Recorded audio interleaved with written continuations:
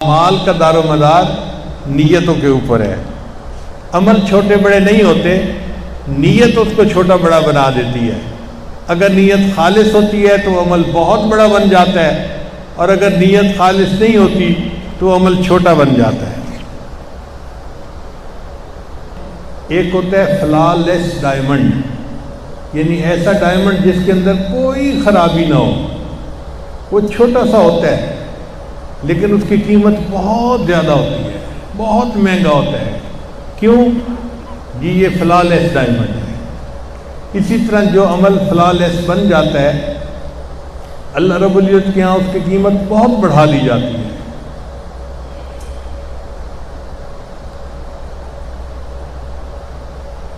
تو ہمیں چاہیے کہ ہم اپنے اعمال کی نیتوں کو دیکھیں کہ کس نیت سے عمل کر رہے ہیں۔ عمل کی قبولیت کے لیے دو باتیں شرط ہیں۔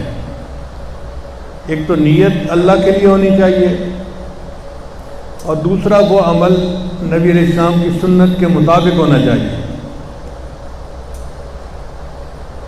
ہم پڑھتے ہیں نا لا الہ الا اللہ محمد الرسول اللہ، تو لا الہ الا اللہ میں تو اخلاص نیت کی طرف اشارہ ہے،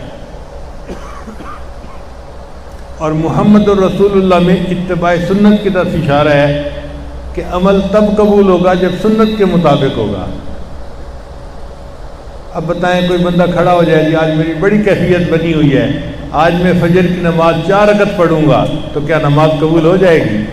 نہیں قبول ہوگی، کیونکہ یہ شریعت کے خلاف ہے۔ تو اخلاص نیت ہونا بھی ضروری ہے، مگر عمل کا سنت کے مطابق ہونا بھی ضروری ہے۔ یہ دونوں باتیں شرط ہیں۔ جب یہ دونوں باتیں ٹھیک ہوں گی تو عمل اللہ کے ہاں قبول ہو جائے گا۔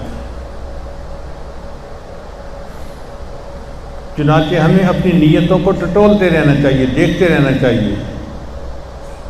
نیت بندے اور اللہ کا معاملہ ہوتا ہے، کوئی اور نہیں جانتا کہ ہم عمل کیوں کر رہے ہیں۔ اللہ کو معلوم ہے کہ نیت کیا ہے۔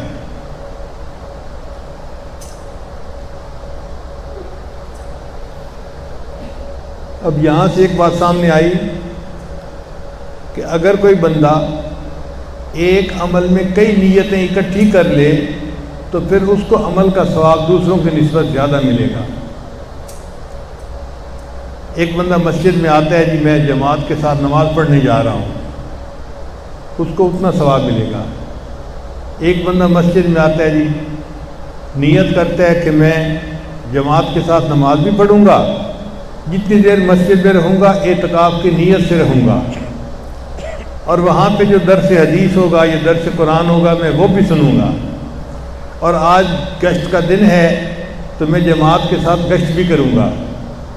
اب اس نے کئی عملوں کی نیت کو اکٹھا کر لیا تو اس کو مسجد میں آنے کا ثواب زیادہ ملے گا۔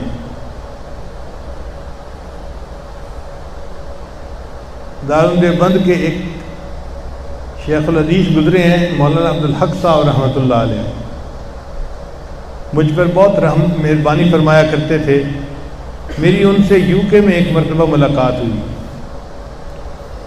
تو انہوں نے ایک کتاب کا نام بتایا اور فرمانے لگے کہ اس کتاب میں ایک محدث نے یہ لکھا ہے کہ میں جب کپڑے بدلتا ہوں نا تو کپڑے پہننے میں 40 نیتوں کو جمع کر لیتا ہوں۔ اللہ اکبر کبیرہ۔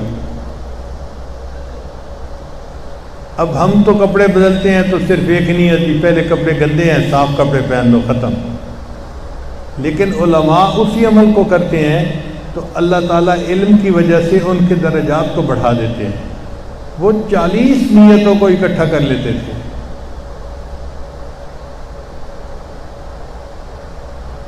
جیسے میں اپنے سطر کو چھپانا چاہتا ہوں، میں مسجد میں جاتے ہوئے زینت کو اختیار کر رہا ہوں۔ اللہ کا حکم ہے کہ مسجد میں جاؤ تو زینت اختیار کرو۔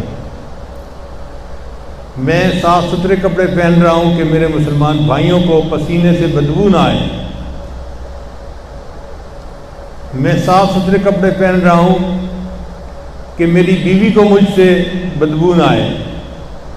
مردوں کی یہ بھی بات ہوتی ہے، پسینے والے کپڑے ہوتے ہیں اور اپنے آپ کو صاف نہیں رکھتے، اور پھر بیویوں کے جا کے بیٹھ جاتے ہیں۔ اور پھر یہ توقع رکھتے ہیں کہ وہ ہم پہ قربان کیوں نہیں ہوتی. بھئی ان کا تو سانس گھٹا جا رہا ہے، پریشان ہو رہی ہیں پسینے کی بو سے. اچھا کئی بیویاں کہتی بھی ہیں کہ آپ بنیان بدل لیں. نہیں، بنیان نہیں بدلنی، کپڑے بدل لیتے ہیں، بنیان نہیں بدلنی، بو اسی طرح. تو وہ بزرگ ایک کپڑے بدلنے میں 40 نیتوں کو اکٹھا کر لیتے تھے.